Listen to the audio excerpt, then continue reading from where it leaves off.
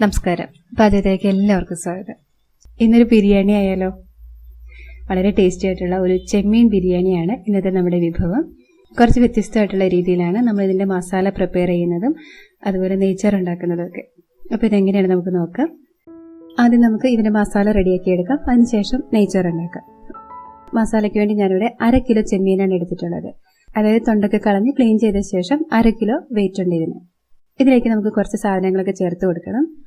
ആദ്യം തന്നെ കുറച്ച് ഇഞ്ചിയും വെളുത്തുള്ളിയും കൂടെ ചതച്ചെടുക്കാം. ഒരു വലിയ കഷ്ണം ഇഞ്ചി, അതായത് 20 ഗ്രാം ഇഞ്ചി, പിന്നെ ഒരു വലിയ കുടം വെളുത്തുള്ളി, ഇതും 20 ഗ്രാം ഉണ്ട്. അപ്പോൾ തുല്യ അളവിൽ തന്നെയാണ് ഇഞ്ചിയും വെളുത്തുള്ളിയും എടുത്തിട്ടുള്ളത്. ഇത് നന്നായിട്ടൊന്ന് ചതച്ചെടുക്കാം. ഇനി ചെമ്മീനിലേക്ക് 1/2 ടീസ്പൂൺ മഞ്ഞൾപ്പൊടി, 1 ടീസ്പൂൺ ഉപ്പ്, ഇപ്പം ചതച്ചെടുത്ത ഇഞ്ചി വെളുത്തുള്ളിയിൽ നിന്നും 1 ടീസ്പൂൺ, 1 തണ്ട് കറിവേപ്പില, 2 പച്ചമുളക്, ഇനി 2 ചുള കുടംപുളി ചേർക്കുന്നുണ്ട്. നല്ല പുളിയുള്ള കുടംപുളിയാണിത്. 2-3 കഷ്ണമായിട്ടൊന്ന് മുറിച്ചിട്ട് ഇതിലേക്ക് ഇട്ട് കൊടുക്കുക. 1/2 ടീസ്പൂൺ കുരുമുളക് പൊടി, ഇനി 2 ടീസ്പൂൺ വെളിച്ചെണ്ണ കൂടി ചേർത്ത് കൊടുക്കുക. ഇതെല്ലാം നന്നായിട്ടൊന്ന് യോജിപ്പിച്ചെടുക്കുക.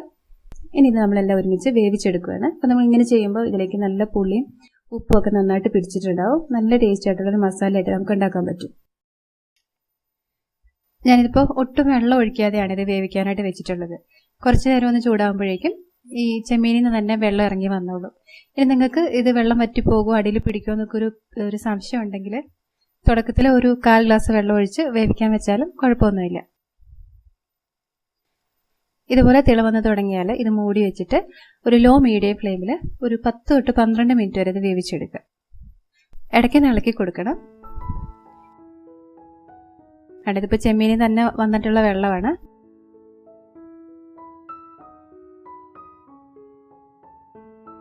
ഞാനിവിടെ ഒരു 12 മിനിറ്റ് ഇത് വേവിച്ചിട്ടുണ്ട്. ഇനി ഫ്ലെയിം ഓഫ് ചെയ്യാം. ഇനി നമുക്ക് സവാളയൊക്കെ വഴറ്റിയെടുക്കണം. മസാലയ്ക്ക് വേണ്ടി ഞാനിവിടെ 4 വലിയ സവാള നീളത്തിൽ കനം കുറച്ച് അരിഞ്ഞെടുത്തിട്ടുണ്ട്. ഇതിൽ നിന്ന് ഒരു 1/4 ഭാഗം നമുക്ക് വറുത്തെടുക്കാനായിട്ടും ബാക്കിയുള്ളത് വഴറ്റിയെടുക്കാനും വേണ്ടിയിട്ടാണ്. അപ്പം വറുത്തെടുക്കാനുള്ളത് ആദ്യം ചെയ്തെടുക്കാം. എണ്ണ പാകത്തിന് ചൂടായാൽ സവാള കുറേശ്ശായിട്ട് ഇട്ടിട്ട് നല്ലൊരു ഗോൾഡൻ കളറാകുന്നവരെ വറുത്തെടുക്കാം. വറുത്ത് കോരിയെടുക്കുന്ന സവാളയ്ക്ക് നല്ലൊരു കരുവരപ്പ് കിട്ടാനായിട്ട് അതിലേക്ക് ഒരു അല്പം പഞ്ചസാര ചേർത്ത് കൊടുക്കുന്നത് നല്ലതാണ്. സവാളയുടെ നിറം ഇതുപോലെ ഒരു ഗോൾഡൻ കളറായി തുടങ്ങുമ്പോൾ നമുക്കിതിലേക്ക് കുറച്ച് കറിവേപ്പില ചേർത്ത് കൊടുക്കാം. ഈ ഒരു നിറമായാൽ പെട്ടെന്ന് തന്നെ ഇത് എണ്ണയിൽ നിന്ന് കോരി മാറ്റാം. ഇത് കളർ മാറി കൂടുതൽ കരിഞ്ഞു പോയാൽ അതിൻ്റെ ടേസ്റ്റൊക്കെ മാറിപ്പോകും.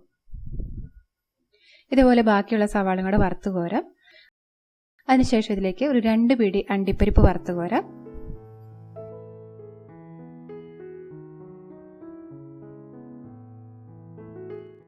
പിന്നെ 2 ടേബിൾ സ്പൂൺ ഉണക്കമുന്തിരി, അതും കൂടി വറുത്ത് കോരിയെടുക്കുക.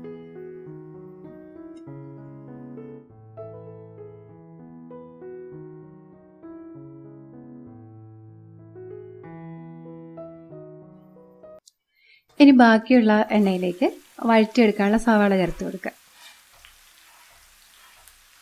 ഈ സവാള നന്നായിട്ട് സോഫ്റ്റായി കിട്ടുന്നവരെ വഴറ്റിയെടുക്കണം. നമ്മൾ ചിക്കൻ ബിരിയാണിയൊക്കെ ഉണ്ടാക്കുമ്പോൾ സവാള ഒന്ന് വഴന്ന് വന്നു കഴിഞ്ഞാൽ പിന്നെ ചിക്കൻ ചേർത്തിട്ട് ഒന്നുകൂടി വേവിച്ചെടുക്കും. പക്ഷേ ഇവിടെ നമ്മൾ ഓൾറെഡി വേവിച്ചിട്ടുള്ള ചെമ്മീനാണ് ചേർക്കുന്നത്. ചെമ്മീൻ ചേർത്ത് കഴിഞ്ഞാൽ പിന്നെ നമ്മൾ അത് അധികം നേരം കുക്ക് ചെയ്യില്ല. അതുകൊണ്ട് അത് ചേർക്കുന്നതിന് മുമ്പ് തന്നെ ഈ സവാള നല്ലപോലെ സോഫ്റ്റായിട്ട് വരണം. എങ്കിൽ മാത്രമേ നമ്മുടെ മസാലയ്ക്ക് നല്ലൊരു ടേസ്റ്റ് ഉണ്ടാവുള്ളൂ.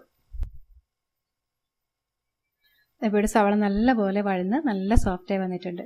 ഈ സമയത്തിലേക്ക് നമ്മൾ ആദ്യം ചതച്ച് വെച്ചിട്ടുള്ള ഇഞ്ചിയും വെളുത്തുള്ളി ഉണ്ടല്ലോ അത് ചേർത്ത് കൊടുക്കണം. പിന്നെ 3-4 പച്ചമുളക് ചേർത്ത് കൊടുക്കാം. എന്നിട്ട് ഇതിൻ്റെ ആ പച്ചമണം ഒന്ന് മാറുന്നത് വരെ 1 മിനിറ്റോളം ഇളക്കി കൊടുക്കുക.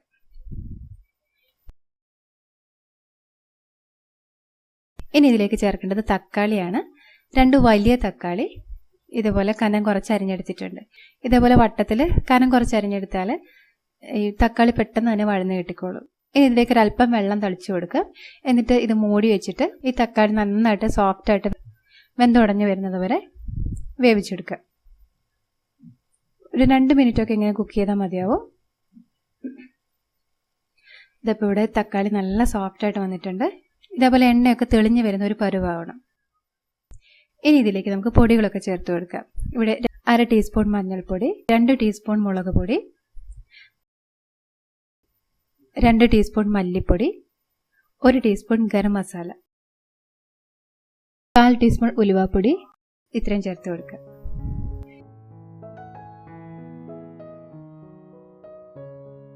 ആവശ്യത്തിന് ഉപ്പ് ചേർക്കാം. ഇനി ഇതിലേക്ക് നല്ല കട്ടിയുള്ള തേങ്ങാപ്പാൽ 1/2 കപ്പ് ചേർത്ത് കൊടുക്കാം.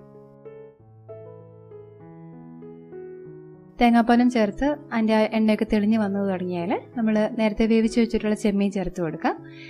ചെമ്മീൻ ആ പുളിയൊക്കെ മാറ്റിയിട്ട് ആ സ്റ്റോക്കോട് കൂടി തന്നെ ഇതിലേക്ക് ചേർക്കാം. ഇനി ഒരു 2 പിടി മല്ലിയില, 1 പിടി പുതിനയില ഇത്രയും ചേർത്ത് യോജിപ്പിച്ചെടുക്കുക. ഇനി ഫ്ലെയിം ഓഫ് ചെയ്യാം. അതിന് മുമ്പായിട്ട് 1 ടീസ്പൂൺ ഗരം മസാല കൂടി ചേർക്കുന്നുണ്ട്. ഇനി ഫ്ലെയിം ഓഫ് ചെയ്ത് കഴിഞ്ഞിട്ട് നമ്മൾ ആദ്യം അറുത്ത് വെച്ചിട്ടുള്ള സവാളയിൽ നിന്നും 1 പിടി ഇതിലേക്ക് ചേർത്ത് കൊടുക്കാം. കൈകൊണ്ട് ഇതുപോലെ ഒന്ന് പൊടിച്ച് ഇതിലേക്ക് ചേർത്ത് കൊടുക്കുക. അപ്പോൾ നല്ല ടേസ്റ്റി ആയിട്ടുള്ള ചെമ്മീൻ മസാല ഇവിടെ തയ്യാറായി കഴിഞ്ഞു. ഇനി എങ്ങനെയാണ് നെയ്ച്ചോറ് ഉണ്ടാക്കുന്നതെന്ന് നോക്കാം.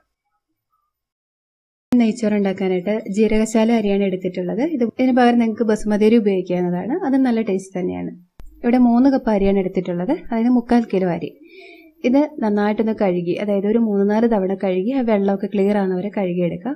അതിനുശേഷം അരമണിക്കൂർ ഇത് വെള്ളത്തിൽ കുതിർത്തിയെടുക്കണം. അരമണിക്കൂർ കുതിർത്ത ശേഷം ഇത് ഒരു അരിപ്പയിലേക്ക് ഇട്ട് ആ വെള്ളം മുഴുവൻ വാർന്നു പോകുന്നവരെ മാറ്റി വയ്ക്കുക. നല്ല ചൂടുകട്ടിയുള്ള ഒരു പാത്രം എടുക്കാം. അതിലേക്ക് 2 ടേബിൾ സ്പൂൺ നെയ്യ് ഒഴിച്ചു കൊടുക്കാം. നെയ്യൊന്ന് ചൂടായി വന്നു കഴിയുമ്പോൾ ഇതിലേക്ക് ഒരു കഷ്ണം കറുവപ്പട്ട, ഒരു 3-4 ഗ്രാമ്പു, ഒരു ചെറിയ കഷ്ണം തക്കോലം, പിന്നെ ഒരു 4 ഏലക്ക, പിന്നെ 1 ടീസ്പൂൺ പെരിഞ്ജീരകം ഇത്ര ചേർക്കുന്നുണ്ട്. ഈ പെരിഞ്ജീരകം ഇതിലേക്ക് ചേർക്കുമ്പം ഒരു പ്രത്യേക ടേസ്റ്റ് ഉണ്ടാവും നമ്മുടെ റൈസിന്. ഈ സ്പൈസസ് ഒക്കെ പൊട്ടി വന്ന് തുടങ്ങുമ്പോൾ ഇതിലേക്ക് ചെറുതായിട്ട് അരിഞ്ഞിട്ടുള്ള വെളുത്തുള്ളി 1 ടേബിൾ സ്പൂൺ, പിന്നെ ഒരു ചെറിയ സവാള അരിഞ്ഞത് ഇത്രയും ചേർത്ത് കൊടുക്കുക. ഇത് ചെറുതായിട്ടൊന്ന് വഴറ്റിയെടുക്കുക. ഇതൊന്ന് വഴന്ന് വന്ന് തുടങ്ങിയാൽ ഇതിലേക്ക് നമ്മൾ തേങ്ങാപ്പാലാണ് ചേർക്കുന്നത്. തേങ്ങാപ്പാലിലാണ് നമ്മൾ ഈ റൈസ് വേവിച്ചെടുക്കുന്നത്. അധികം തിക്കായിട്ടുള്ള തേങ്ങാപ്പാൽ വേണ്ട. ഇതിലേക്ക് ഒരു മീഡിയം തിക്നെസ്സിലുള്ള തേങ്ങാപ്പാൽ. ഇവിടെ 6 കപ്പ് തേങ്ങാപ്പാലാണ് എടുത്തിട്ടുള്ളത്. അതായത് 1 കപ്പ് അരിക്ക് 2 കപ്പ് തേങ്ങാപ്പാൽ. ഇതിങ്ങനെ തിളച്ചു തുടങ്ങുമ്പോൾ ഇതിലേക്ക് ആവശ്യത്തിനുള്ള ഉപ്പ് ചേർക്കാം.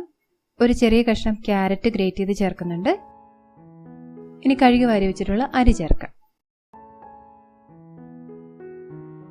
ഇനി നമ്മൾ ആ തയ്യാറാക്കി വെച്ചിട്ടുള്ള ചെമ്മീൻ മസാലയിൽ നിന്നും ഒരു 2 ടേബിൾ സ്പൂൺ മസാല ഇതിലേക്ക് ചേർത്ത് കൊടുക്കുക.